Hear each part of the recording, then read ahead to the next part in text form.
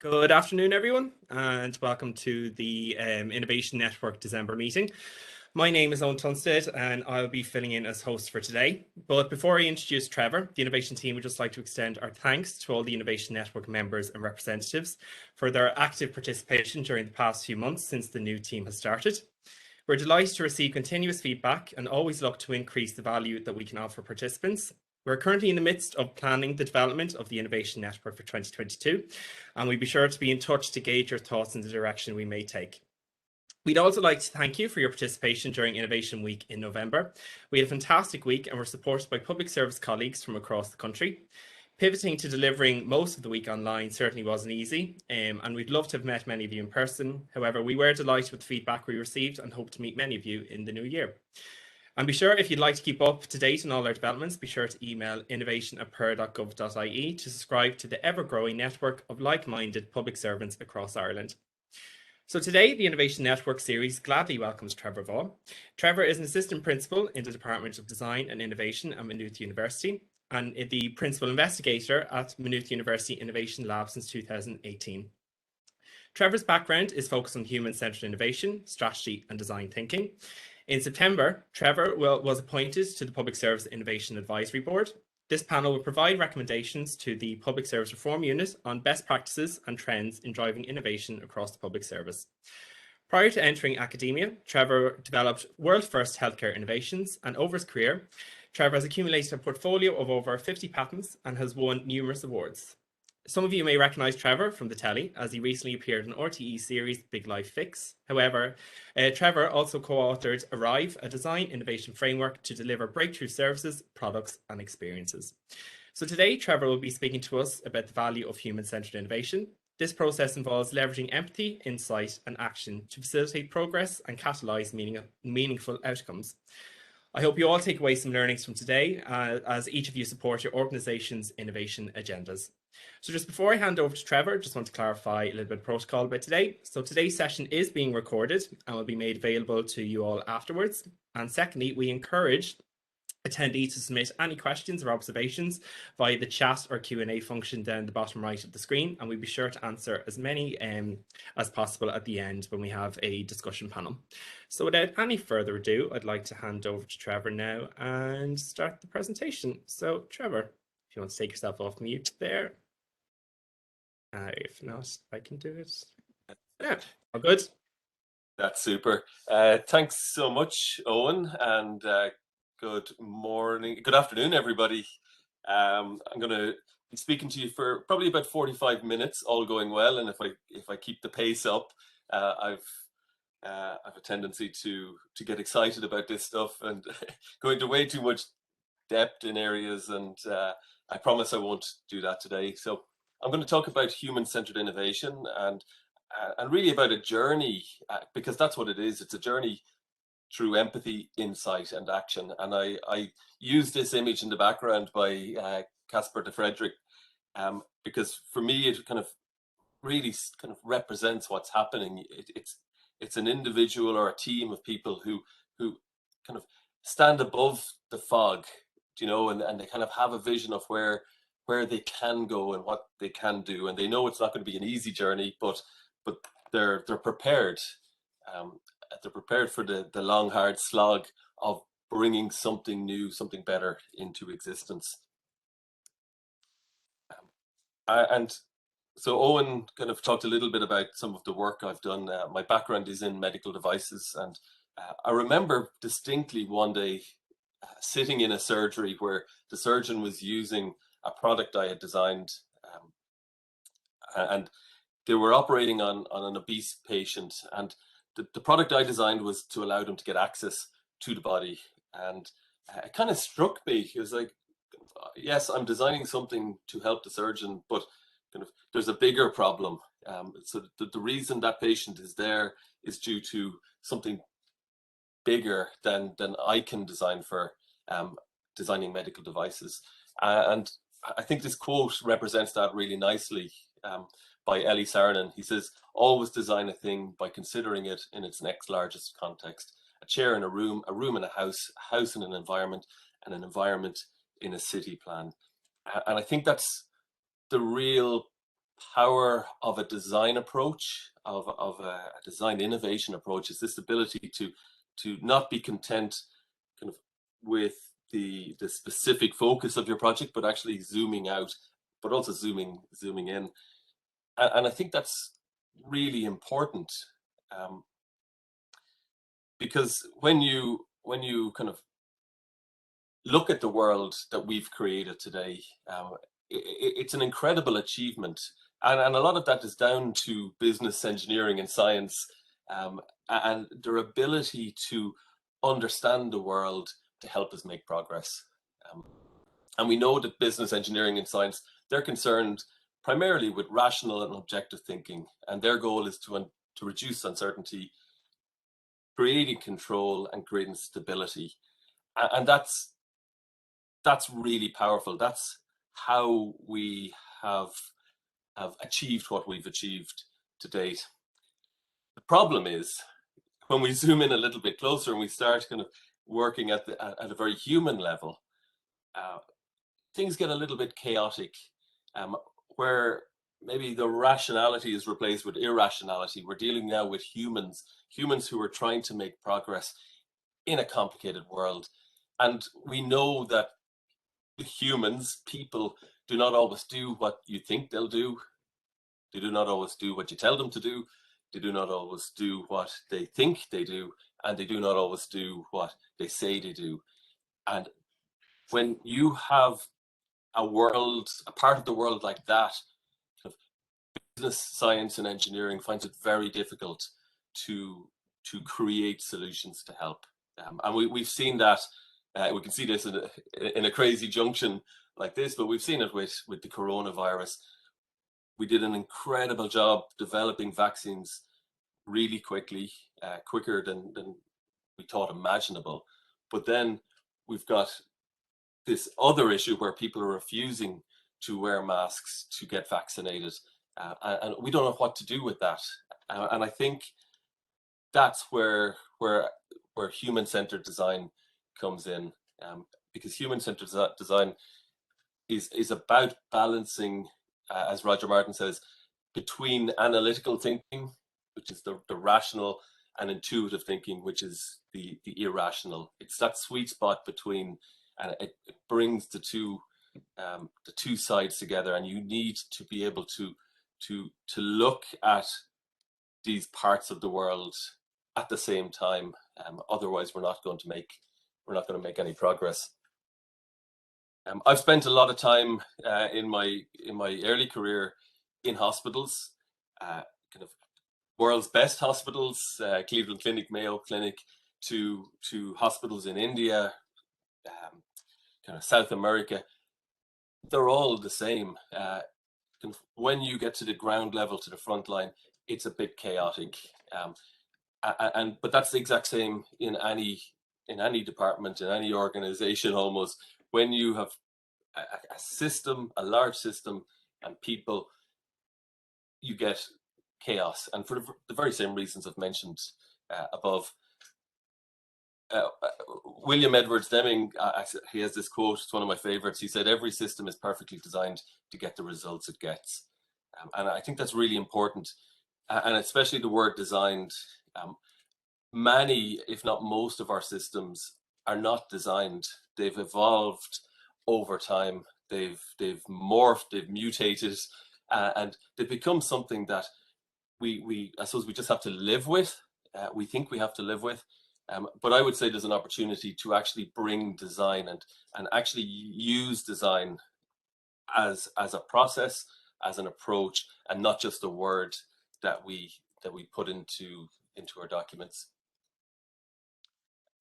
There is a reason why I included a junction like this, because I think road traffic junctions for me are a really nice analogy of where organizations and systems meet people. We design junctions to control traffic, to allow flow, to create access to our towns and our cities. But very few people realize that at an intersection or a junction, across the world, 21.5% of all traffic-related deaths occur at these intersections. That's a massive number if you think of all deaths across the world. We know that about nearly 45% of all traffic-related injuries occur at these intersections. When you take a standard 4-point intersection with 4 sets of traffic lights, they're actually very expensive. So you're talking about 5,000 to 10,000 per annum to maintain, and each traffic light costs about 250,000 to 500,000. And they're dangerous because on a 4-point junction or 4-way intersection, you have 32 points of collision, possible collision points. I tell this story because one of my kind of innovation heroes, and he's somebody most people have never heard of, is a gentleman called Frank Blackmore. And Frank Blackmore worked for the UK Transport Research Laboratory. And he became fascinated with these intersections, these junctions. And I use this example, and I love this example because he would be what we would call a design thinker. He thought like a designer. So he had an idea.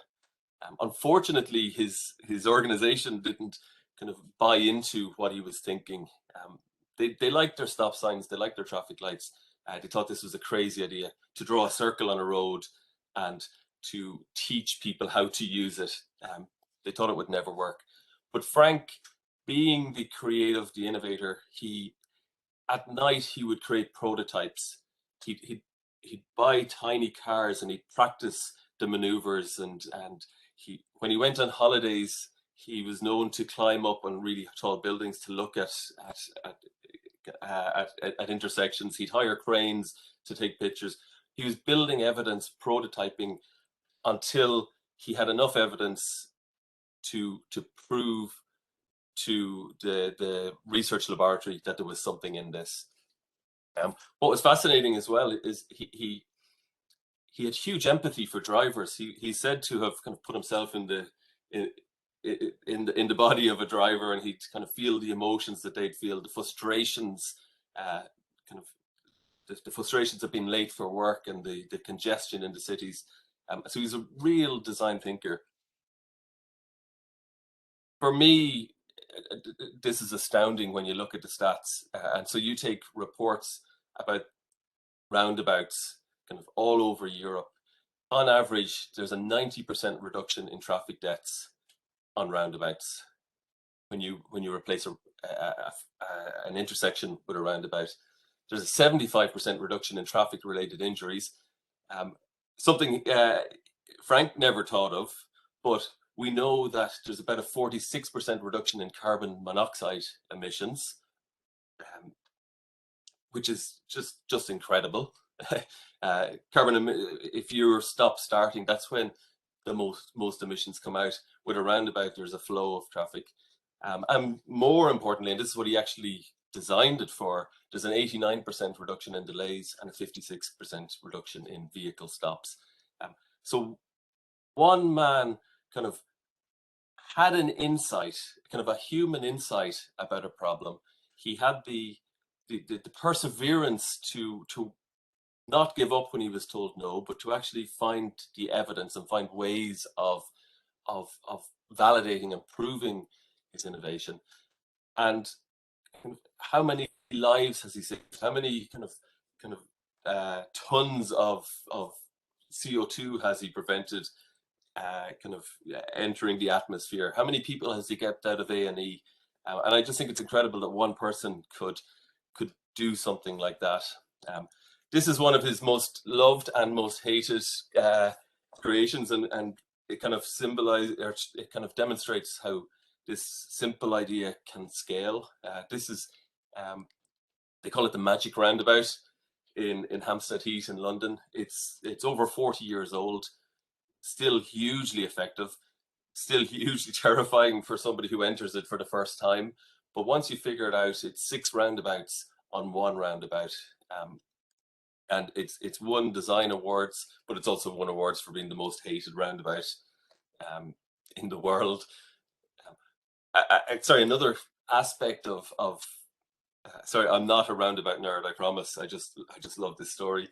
Another kind of another win, if you like, and I think innovation is often about win-win-wins, trying to line up those wins, is that they're actually quite beautiful.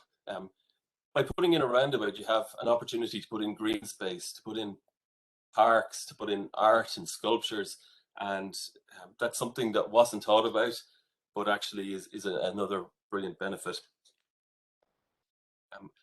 I sometimes talk about kind of innovation like roundabouts as kind of brilliant simplicity.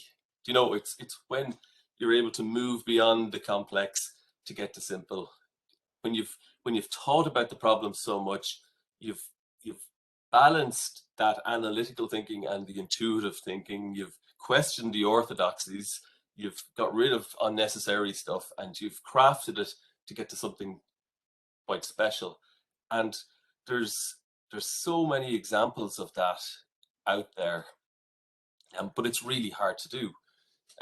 Charles Mingus, the jazz musician, would say, making the simple complicated is commonplace. Making the complicated simple, awesomely simple, that's creativity. And Steve Jobs would say something very similar. He said, simple can be harder than complex. You have to work hard to get your thinking clean to make it simple, but it's worth it in the end, because once you get there, you can move mountains. And so it's this, and this is what design is really good at. It's kind of moving beyond complicated, thinking about it, reflecting on it, crafting it until you get to something quite pure. I'm going to give you a few of my favorite examples of really simple solutions, kind of doing something that could be complicated, that we sometimes make complicated, but kind of these projects have managed to get it down to something quite pure. I'm going to play this video. I know we ran into a bit of sound trouble with it earlier, but let's hope everyone can hear it.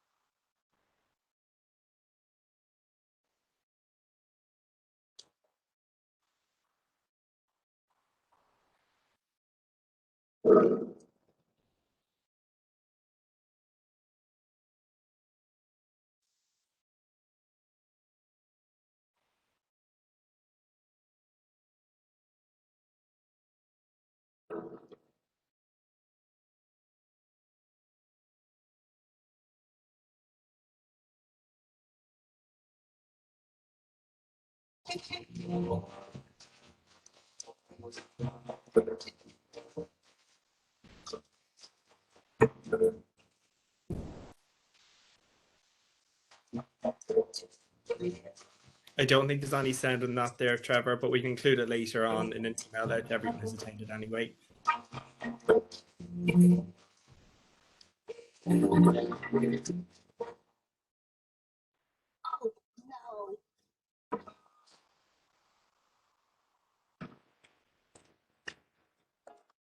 So apologies if there wasn't sound there. I could hear it loud and clear, and if there wasn't sound, that's unfortunate, because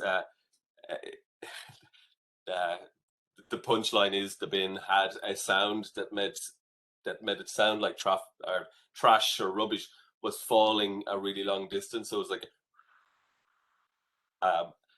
but kind of, it was a real understanding of human behavior, the need for fun, the curiosity. And it said that for nearly a kilometer around those bins, you couldn't find rubbish. People were picking up rubbish to put in the bins. Part of the same project, they installed this musical staircase in a subway station right beside an escalator. And what they found was kind of people would be drawn to use it, and they found there was a 66% increase in people using the stairs because it made this music. Again, it understood human behavior, had an insight, and they were able to execute a really effective innovation on the back of it. And kind of one of my favorites, it's an oldie, but kind of a cleaner in Amsterdam airport was I suppose sick and tired of mopping up urine, for want of a nicer way of saying it. And he came up with this idea And again, it's just based on an understanding humans or men. The idea was to put a small etched image of a fly in the urinal. And what they found is there's about an 80% reduction in urine spillage whenever they do that. And you'll see it all over the place. And it kind of strikes me that other companies, and if you look at the patents for urinals, there's hundreds. People making these really complicated attempts at doing what this one little image of a fly does. And I think that's what this is all about. It's about getting to that human insight. Nintendo Wii, you mightn't know it, but in their first year, they outperformed PlayStation and Xbox with far more basic technology, far inferior graphics, and it's because they had this beautiful insight. And the insight was that at the age of 27, most gamers stopped playing, or a huge proportion of gamers stopped playing computer games, and we know why. They are getting boyfriends or girlfriends, or they're getting married, or they're having children. Nintendo acted on that insight, and they developed what was the first profitable console. They developed a console with off-the-shelf parts that would bring people together. It would bring families together, grandparents together, and it would be fun and entertaining and enjoyable. An Irish company who you might be familiar with started when the founder, Edward McCluskey, had a new baby. The baby had a lot of nappy rash. He asked one of the nurses in the hospital, what baby wipes should I buy? And the nurse said, you don't buy baby wipes. You use cotton wool and warm water. And that was the start of a very kind of challenging journey. But the challenge was to get it down to something that simple. 99.9% water, 0.1% fruit extract.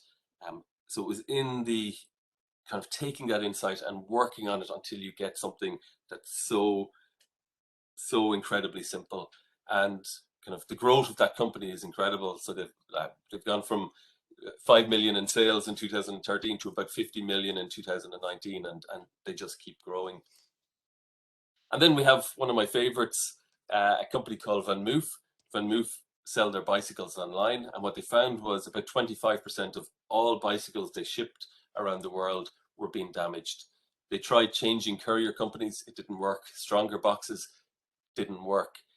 New protocols for shipping boxes, it didn't work, until someone had the human insight that these couriers were treating a very similar size box, flat screen TVs, with respect, and bicycles as if they could be thrown around. And so one of the co-founders in VanMoof decided to print a picture of a television on the front of a bicycle box.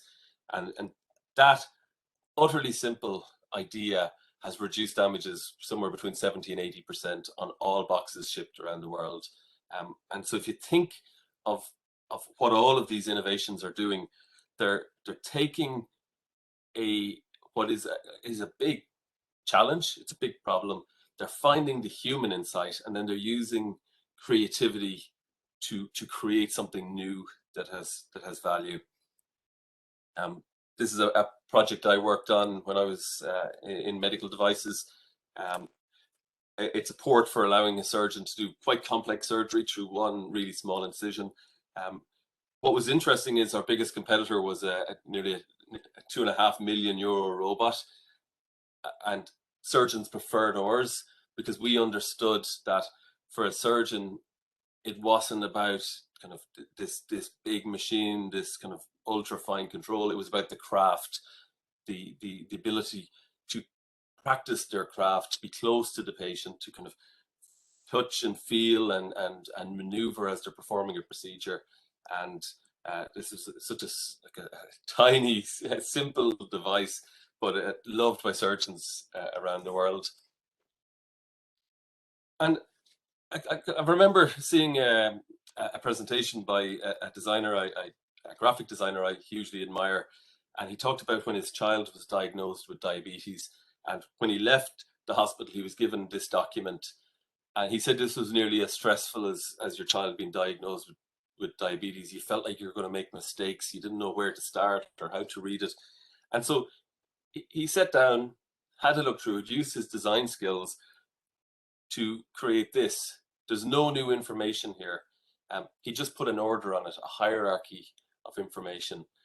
And I think that's kind of, I think symbolizes what I'm talking about, is kind of the original form is quite easy to do. It just takes time to do it. But actually to stop, think, kind of empathize with the person you're trying to create this for, and move beyond this complexity into this simplicity. That's the real power of a human-centered approach. E.F. Schumacher, the economist, says that any intelligent fool can make things bigger and more complex. It takes a touch of genius and a lot of courage to move in the opposite direction. I'm not saying people who adopt a design mindset and approach are geniuses. I just think maybe we define genius in the wrong way, and maybe we put too much emphasis on kind of smartness and intelligence. This next video kind of sums it up for me. It sums up the bravery. I think in our organizations we tend to conform to what already exists, and this is an experiment by Solomon Asch, which appeared on Candid Camera back in the 50s. The gentleman in the elevator now is a candid star. These folks who are entering, the man with a white shirt, the lady with a trench coat, and subsequently one other member of our staff, will face the rear. And you'll see how this man in the trench coat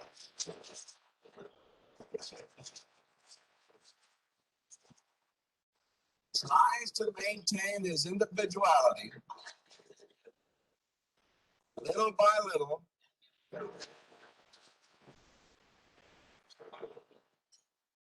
He looks at his watch, but he's really making an excuse for turning just a little bit more to the wall.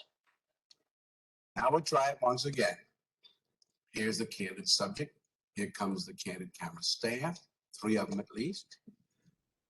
And this man has apparently been in groups before.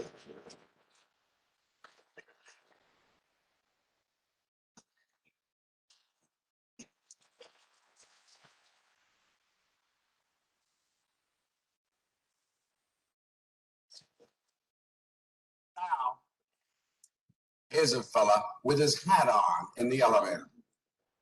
First, he makes a full turn to the rear, and Charlie closes the door. A moment later, we'll open the door. Everybody's changed positions.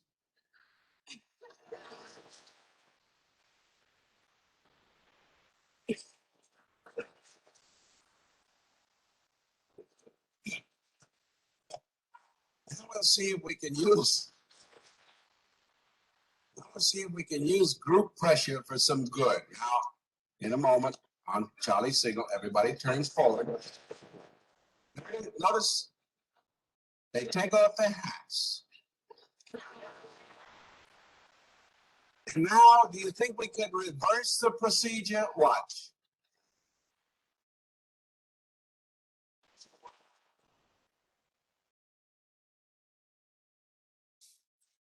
So it's no wonder we struggle to innovate when there's a dominance of thinking, a way of behaving, an attitude, a culture. It's very difficult for the innovator, the person who wants to make changes, who wants to do things different. It's very difficult for them to escape that for lots of reasons. Gary Klein, an organizational psychologist, talks about if we're trying to improve performance in our organizations, we need 2 things. We need 2 forces working together. One force, which is the dominant force in our organizations, is to reduce errors and uncertainty. That's something we're exceptionally good at, probably too good at. So that's bringing in standards and controls and reviews and procedures and rigor. We're excellent at that. I think everybody here would agree. But the other force he talks about is something that we're quite poor at. We're getting better at, but it's something we need, and that's kind of insight. We need to bring insight into our organizations, and that's through empathy and design, humility, imagination, creativity, exploration, and play. I think that's the job of Owen and the team and the Public Service Innovation Board, is to try and make insight a key part of it, and permission to do that, and excitement about bringing that functionality into our organizations. Another, I suppose, when you start introducing controls and rigors and procedures, and you're focused on that downward force, you end up kind of creating these organizations that are more like machines than what I think they'd be better thought of as communities and villages and towns and cities full of humans who are just trying to make progress. I think if we think of our departments as communities and our organizations as cities, I think we change how we think about them and how we think about making them better. And also, if we think about our customers or our citizens or our clients or our service users, think of them as our neighbors and our friends who are also just trying to make progress. I think it reframes it, and it makes it a little bit easier, a little less abstract to help and make a difference. I think when we talk about innovation, change, transformation, it's often seen as this linear thing. We want to go from challenge to solution, or as Herbert Simon, who'd be kind of a well-respected Nobel laureate, who writes a lot about design, kind of this idea of changing existing situations into preferred ones. Like that's a difficult journey, especially if you're thinking about it as trying to get from A to B, because all you can think of is, I don't have time, I'm too stressed, there's too much going on, I don't know what the problems are, how do I prioritize it? As you go through that journey, kind of you're meeting kind of obstacles and opposition and dangers, and is it even worth it by the time you get to the end with kind of the amount of gray hairs you've developed? And so it kind of is portrayed as quite a scary journey, and over the years, kind of different frameworks and tools and approaches have been introduced. These are some of the design ones. You kind of see double diamonds and squiggles and infinity diagrams, and they're all very useful. But again, I think it's nice to think of these as maps, but often they're not portrayed as a map. And my work and my team and my colleagues in VanMoof have been, over the last number of years, kind of trying to develop our own one. Sorry, typical academic came in with a ridiculously overcomplicated, unnecessary graphic. Sorry, this is for a paper we're writing at the moment. If I was just to focus in on a couple of important things, the first is we're calling our approach Arrive, and we've just published a book, myself and my colleagues Frank Devitt and Martin Ryan in VanMoof. We think there's something really interesting about it. It's more of a journey. It's kind of a little bit more literal than a lot of the approaches. So we talk about auditing to identify opportunities, researching to develop that human understanding, reframing to shift to a better perspective, ideating to develop choice, validating to create by creating experiments to test assumptions, and executing where you're preparing to deploy and scale. But working in unison with that, which is almost more important, are these principles, which I'm going to walk through for the remainder of the presentation. I think it's really important that you have these principles and behaviors, these mindsets. Really important thing is time, space, and trust. Once you can combine these things and bring these together, you're able to develop these more kind of meaningful innovations, this human-centered approach to change.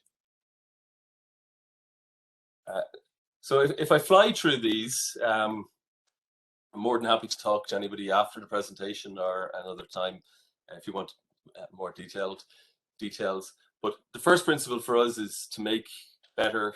You have to be able to imagine what better might be.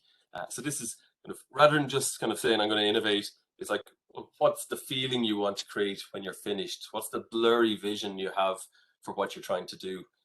I know when I was designing this, it was a hand access port. Before even the project started, I wanted it to have similar qualities to a jellyfish.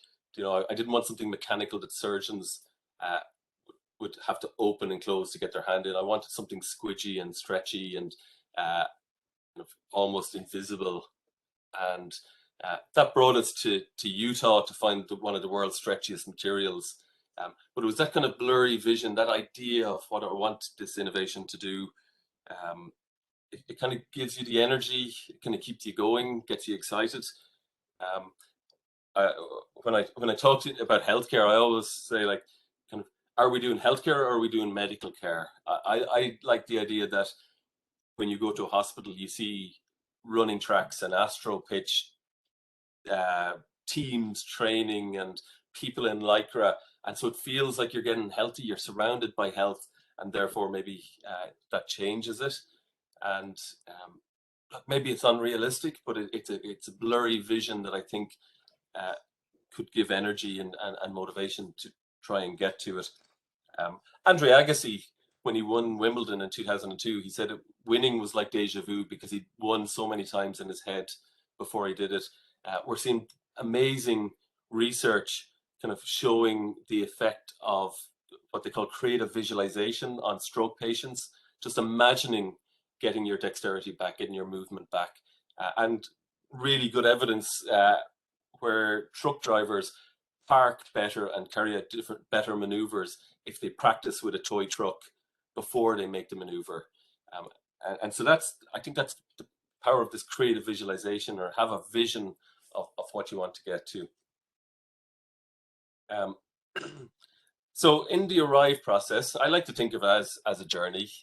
All of the innovations I talked about, all of the things I talked about at the top of this presentation, they all start with an audit.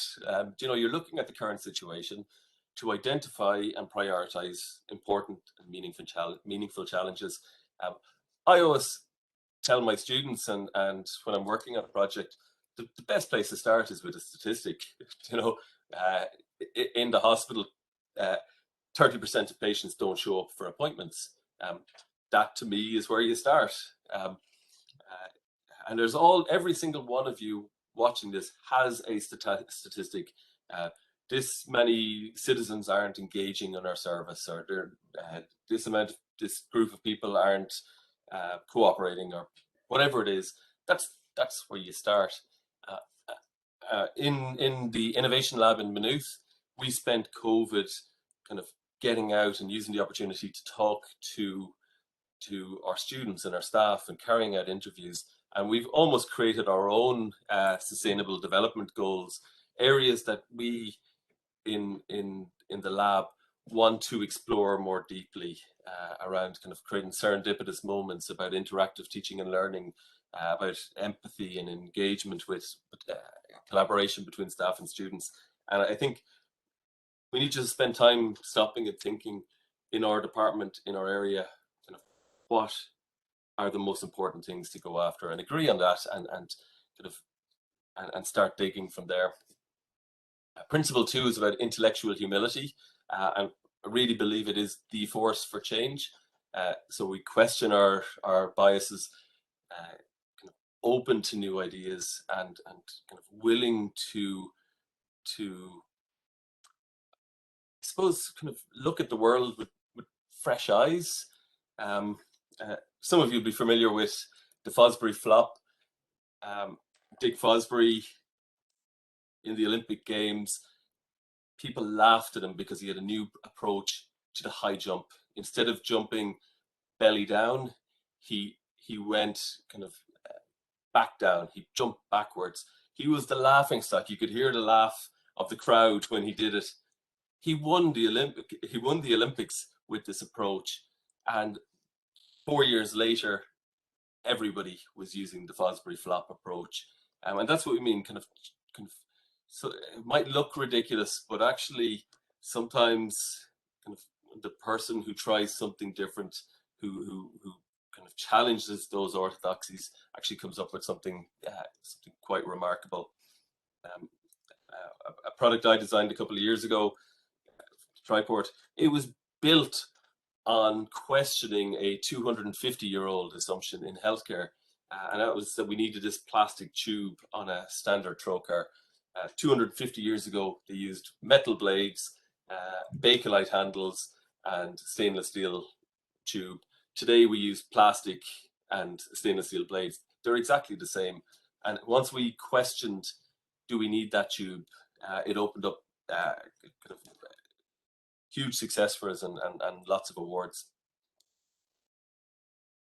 Principle 3 is it's okay not to know, get comfortable with ambiguity. If we jump to solutions too quickly, we miss out on more informed understanding, points of view, and ideas. And it is very scary for someone to go into the unknown, to embark on an innovation project. But kind of some of the research tells us that kind of the design approach works. This idea of like the ARRIVE process or design thinking step-by-step guide, they work because it's almost like a guided mastery. Albert Bandura, some of you might be familiar with it. He did some groundbreaking research on how to cure phobias. So you don't put someone in a room and tell them not to be afraid with snakes. You show them a picture of a snake, and then the next time you bring them into the same building as a snake, and so you're guiding them towards being more comfortable. What's fascinating is that this approach to design works in the same way. You know, you're taking small steps. You're getting comfortable with doing research and understanding problems and coming up with ideas. But the more you do it, the more confidence you build, the more self-efficacy you develop, and eventually, and it doesn't take that long, you get so confident. Your creative confidence is developed. Principle 4 for us is innovation happens at the boundary of disciplines. So collaboration and exploration across silos takes us to uncharted territory, full of opportunity. Look, we know this. This isn't new. We know that we have to get out of our boundaries and out of our silos. But maybe we have to get out of our entire institutions. Maybe we have to go to completely unique places. A couple of years ago, Google swapped, I think, 20 employees with Procter & Gamble, two completely different companies. They did a staff swap. So P&G could understand about search engine optimization, and Google could understand about brand building. It's been said that P&G got way more out of it than Google did, but that's not the point. The point is kind of this idea of bringing new people into your organization to look at the same problems in a different way. This year, I worked with the HSE and the Spark Innovation Program to launch an initiative called Design on the Frontline, and we're offering scholarships to design students, students who are studying product design, who would always take on a healthcare problem as their degree project.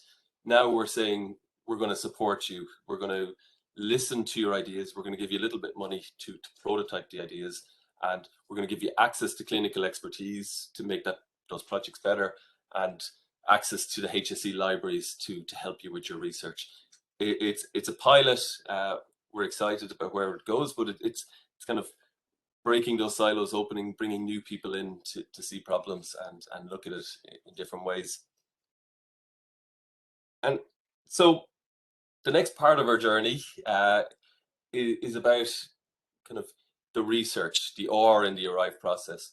And it's about starting to dig, looking for human understanding about behaviors, emotions, needs, unmet needs, and goals. And really here, the principle is you have to center on people's needs and goals. You have to let empathy and genuine human understanding guide better decision making to create more meaning. And like it's an old case study, but this project where the team at GE went to a hospital to see their creation, this MRI machine, they quickly saw that actually it creates so much stress for young children that 80% of them have to be sedated. You know, they're wheeled into this room with a scary monster and told to be still. Just doesn't work. Best practice says you should do it. And if we're trying to make that better, kind of the business approach might be that kind of, okay, we need to get more children through these machines. We need to reduce the cost of anesthetizing. How do we do it? The design approach takes a slightly different approach. We spend time understanding people.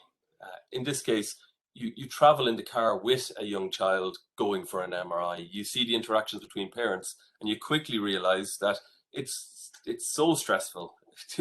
You know, of course they're going to be upset. Of course they're going to have to be sedated because the stress has been building for hours. But we also know that you can distract children really easily. You can turn things into an adventure. And so the question there might become, how might we transform the MRI experience for children? How might we transform the MRI experience for children into an adventure? And I don't care if you don't think you're creative, I think you can come up with a really good solution to that. And that's the importance of spending lots of time understanding that problem space, digging and getting to the insight. The team simply put stickers on MRI machines. They made sure the child was greeted at the door by a nurse or a doctor wearing a pirate hat. They were asked to come on an adventure. When they got into the machine, they were told to be really quiet because there's a pirate coming. The child lay perfectly still. In that hospital and that first prototype, and every single one since, they've reduced sedation rates to about under 10% of children. And I just think that's incredible. And it's the real power of a human-centered approach to innovation. And so that research phase is about kind of digging and understanding and understanding the problem and gathering the data and collecting the clues. The reframe is where you make sense of it, where you translate that into an insight. You organize the complexity, you identify the patterns, and you reframe into something quite powerful. And so here the principle is you have to be curious and open to find those patterns. Insight comes from finding, collecting, and connecting the clues that are often hidden in plain sight. I adore this scene from Sherlock Holmes. I love that scene for lots of reasons. One is what Sherlock Holmes does there, and that approach to abductive logic. So making a kind of a guess based on clues. That's what the design approach does. And if you look at what they call the crazy wall, your favorite detectives use these crazy walls. They're quite similar to how a design project works. And I think if you're serious about innovation, you need these spaces to what they call the extend the mind, to get these ideas out of your head into these spaces so that teams can come in and see the clues and learn from it and kind of connect learnings to create those insights. In design, we've lots of tools for mapping experiences. The one on the left is an experience map, mapping the experience of a student. The one on the right is a section of a service blueprint. And it's for the very same reasons as detectives. Kind of with too much information, too many bits of data, our working memories only hold about 8 bits of information, and our long-term memory require triggers to spot those patterns, to build those mental models, to create those insights. And insights are critical because they are the kind of fuel to change.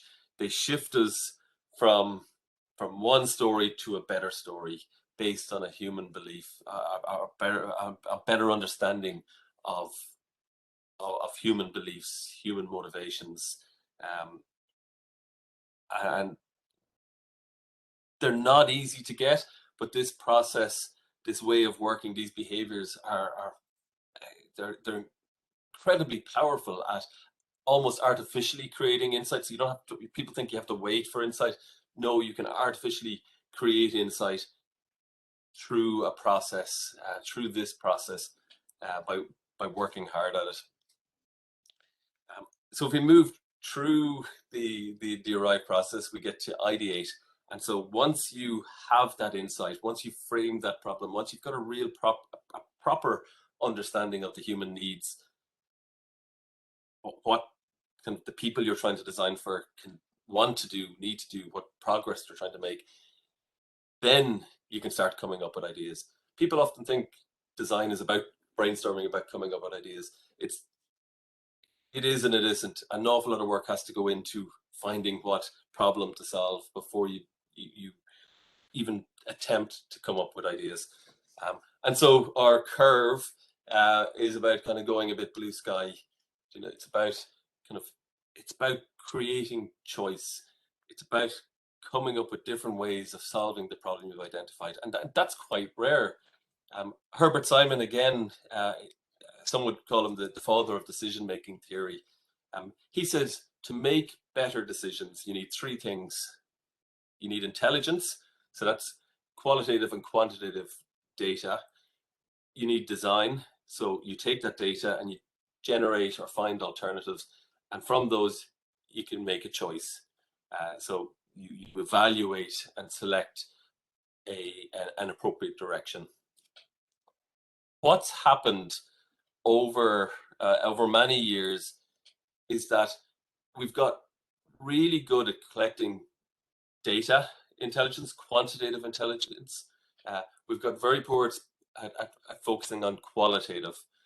So we've taken that qualitative out of our intelligence gathering because it's slow, it's expensive, it's kind of hard to do because you have to leave your office, your tower, your boardroom to really understand people. We've taken design out because it's hard to hire creativity. Kind of those creatives, those designers, they're a little bit weird in our organization. They don't like to conform to how we do things. It doesn't really work. So we got rid of that nearly completely until recent years. And so decision making became about intelligence and choice, and what that leads to is choosing the least worst option. And every single person who watches this presentation or who's here will recognize going with the least worst option. Design thinking, human-centric design, all of these things are coming into our governments, into our organizations because of this. We now realize that we need to bring back proper holistic intelligence, and we need to bring in creativity and design. Principle 7 is about co-creating for greater impact. The challenges we face today require diverse mindsets, and so we have to work closely with our service users to build meaningful solutions. And I love this quote by Telly Whitney. She says, "Diversity drives innovation. When we limit who can contribute, in turn we limit what problems we can solve." Reduce the risk by reduce the risk of failure by prototyping and experimenting to test assumptions and validate ideas. So this is about building to think and learning by doing. And this principle would say powerful thinking, learning, and alignment happens when we make abstract ideas tangible, when we experiment, and when we iterate. This is a short scene from a TV documentary I did called The Big Life Fix, where I built 2 prototypes for this amazing kid called James. And here I am really showing him these ideas that I've had and looking for his feedback and reaction. First thing he's actually been able to get on and actually, that fits him. Yeah, and yeah, looks good. That was a success. That worked. Now for the more difficult cell, Trevor's motorized version. Are you ready? Yeah. Are you sure? Yeah. Wow. Good. Green. Because we know your favorite color is red.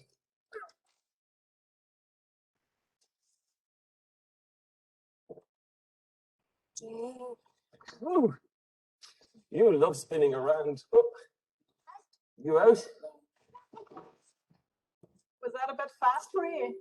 Yeah. He doesn't like anything that goes too fast. Just didn't like it. Okay. Think you like that? The motorized version is too fast for James, and he doesn't feel safe in it. And you could tell he loved it. Then he just did a turn and it was too fast. In a last-ditch attempt to convince James, Trevor removes his car seat. Trevor makes it go nice and slow. Put the seatbelt on it and a nice soft seat. He's a bit tight. As James takes a break, Trevor is busy trying to save his design, using the car seat and some cardboard. No idea if this will even mount to it. Ooh, beautiful. Last hope today, I think, to get him up on it, to try and just coax him on.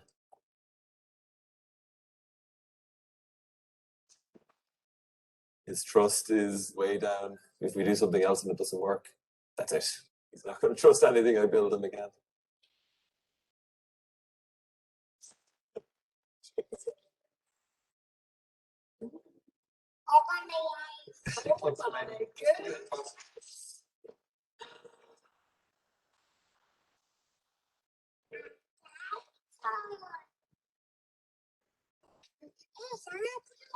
What dinosaur does he look like? T-Rex? He's strapped in. That's tight. Ah.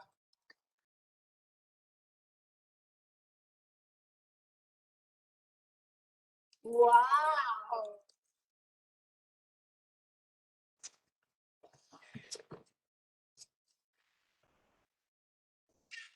He looks a lot more comfortable on it and he feels more secure, so he's going to be happier. Yeah.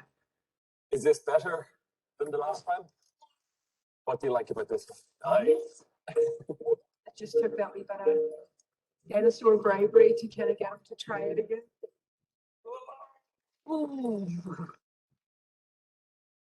So look, I think I don't need to say an awful lot about prototyping.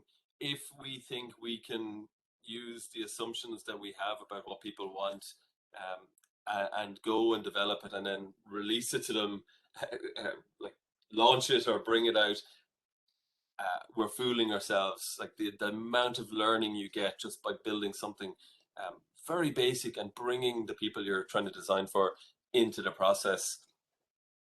It's critical, but it's really hard to do.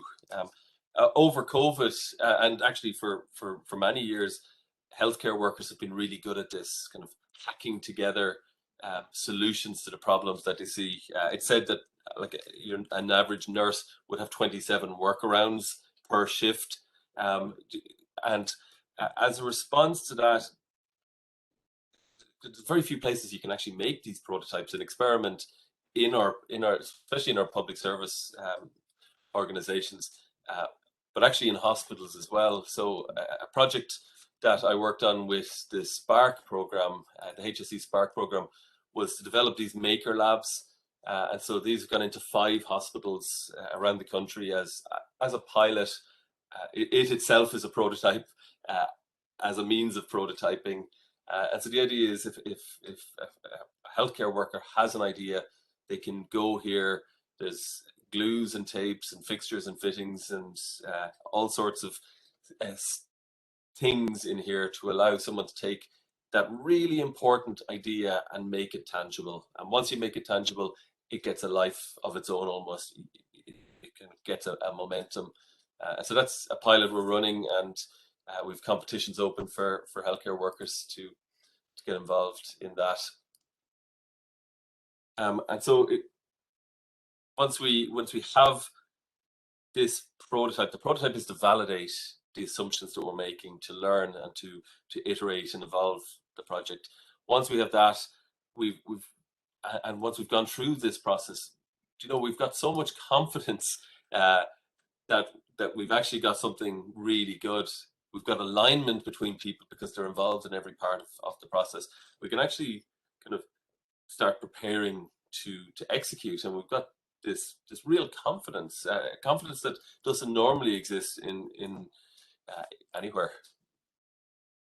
And so principle 9 then is about communicating creatively to inspire action. It's about building shared vision to inspire action by communicating simply, creatively, and with empathy. I think there's no better process than this design approach, this design process at creating a thread between human insight, human problems, challenges, and validated experiments. And that journey itself, if you document it, it can transform, you know, how you innovate and how you bring people in, how you get buy-in, and how you get support for what you're trying to do. And I'm going to finish up with, I suppose, at a higher level, I suppose, a vision I have. I work in the higher education sector, and, you know, over the years, we're seeing more and more of these kind of warning messages. The newspaper headlines are the warning messages to me. Every unit around the country has these warning messages. But when you start seeing more and more, it just reminds me of something that some of you will recognize, and it's the blue screen of death. You know, when we start getting lots of warning messages, it means our operating system maybe isn't quite up to the task that people are trying to use it for. And I wonder, can we look at using a design approach to update our operating systems? So very similar to technology, our departments, they run on code, not ones and zeros, but principles, practices, beliefs, and rules.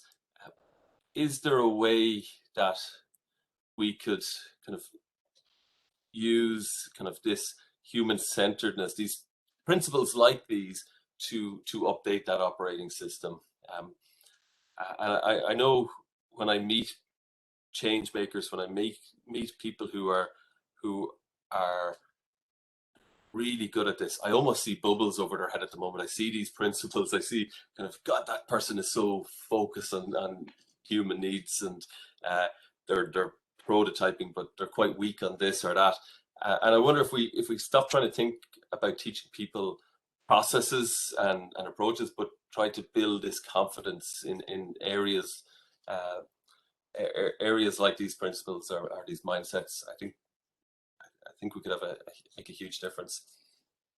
One of my favorite quotes is by Robert Peters. He says, "Design creates culture, culture shapes values, and values determine the future." And I've seen it, any organization I work in, any group of people where they're able to have that empathy and create and make and try things and have this connection with people, there's an amazing culture. And I don't think that should be just for design studios and design driven companies. I think that should be everywhere. And I'll leave you with a quote from a person I respect a lot, Jürgen von Kunstrup from the Lego Group. He says, "You believe you have to think your way into a new way of acting, but actually what you do is act your way into a new way of thinking." And I apologize, I've gone over, but I started the presentation with the man, the wanderer above a sea of fog. Today, and I just found this graphic recently, today we've a different challenge, and I think innovation is more important than ever, not just on environmental and sustainability issues, but about just making things easier and better for our citizens. And leave it at that. Thank you so much. And if people are still here, I'm happy to answer any questions. So thanks for thank you very, very much for that, Trevor. I think from the comments I've been receiving anyway, people have been very receptive to what you were saying today. That was so insightful. Very, very interesting presentation.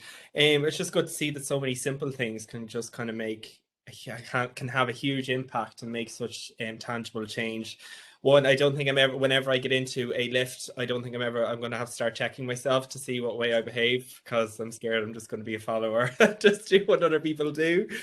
It's just so interesting to say to be more qualitative almost in your approach, to consider different things, and just how touching, I suppose, the change can be, especially at the end when you show that video with the young boy. Just thinking a bit different can make him much more comfortable and can lead to such a different impact and such a successful project. So I won't keep you too long. I'll just write 1 or 2 questions. So I know previously on our Innovation Network events, we spoke about failure and kind of being scared to fail in one sense. And that was almost a characteristic of being a civil servant because you're under so much scrutiny and all this kind of stuff. So in that sense, I kind of maybe ask you, how do we as public servants become more comfortable with ambiguity as opposed to kind of failure? If you have any insight in that, Trevor.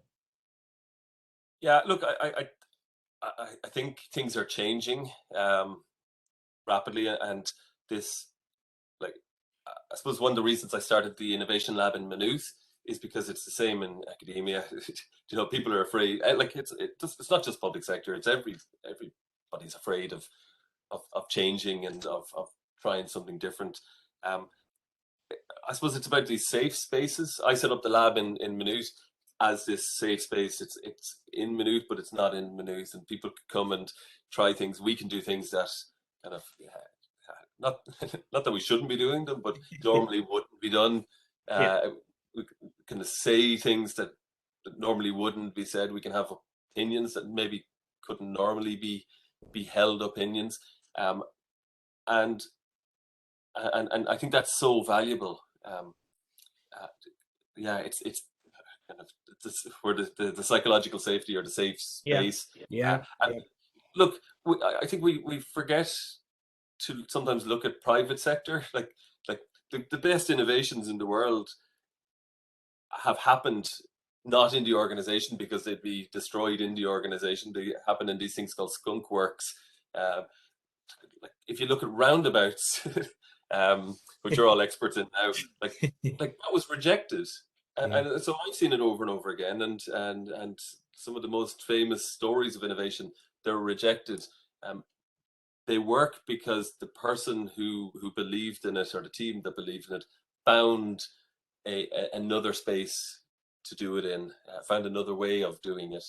And I think we need to create that safety and almost give permission to do what it takes to get these ideas, get these innovations out into existence.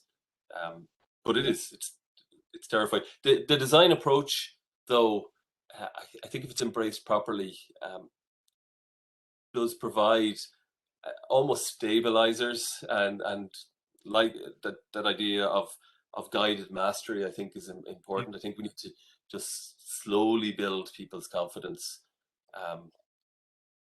Yeah, that's really good. Tom and David Kelly would talk about creative confidence. I think we need to work on that rather than teaching tools and techniques. Yeah, that seems to be kind of a recurrent kind of thing again. Like, either Alvin or Avine was asking, how do we encourage staff to really take the time to work on design in projects? Do you have any practical tips? It's probably similar to what you were saying there earlier on about creating a space for them to actually be able to do this and to find comfort in ambiguity and kind of to feel their way through these processes, if I'm not wrong. Yeah, like space is so I can't get over sometimes. Like it's impossible to get a meeting room, or it used to be back in the pre-COVID days. It's impossible to get a meeting room. So if you can't get a meeting room, how on earth are you meant to get people in a room to bash out ideas? You know, to put stuff on the wall if you can't keep post-its on the wall. So I think if we want innovation, we have to actually act like and behave like we want innovation, and that's creating spaces where you can break things and make things and try things, and it's not going to be, you're not going to get a warning letter for leaving rubbish. Yeah, that's totally fair. I think that's just what people were saying anyway. It's just a management having buy-in as well to say, okay, you have this space to go off and do what you want to do, and if you don't come out with the clear answer they're looking for, that's okay, and that's part of the process of just figuring it out. So that's very, very valuable insight. Look, I won't keep you any longer. You've been very good to give us your time today. I think everyone really, really appreciated it.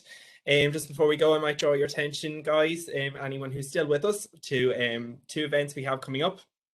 One is the Quality Customer Service Network Conference that's taking place on December 8th with the theme of digital for all. And secondly, we have the Innovation Fund deadline is on December 17th at 12 p.m. So anyone who's interested in trying to communicate or learn to better communicate their projects, please be sure to take part in the storytelling event we have with Tangent on December 8th in the afternoon. So with that, just want to say thank you very much. And I'm sorry to make anyone squirm by saying Merry Christmas, because we won't see you again until the new year. So thank you very much for your time, Trevor, and thank you very much for joining us, everyone. Thanks, Trevor. Thank you. Thanks so much. Bye-bye.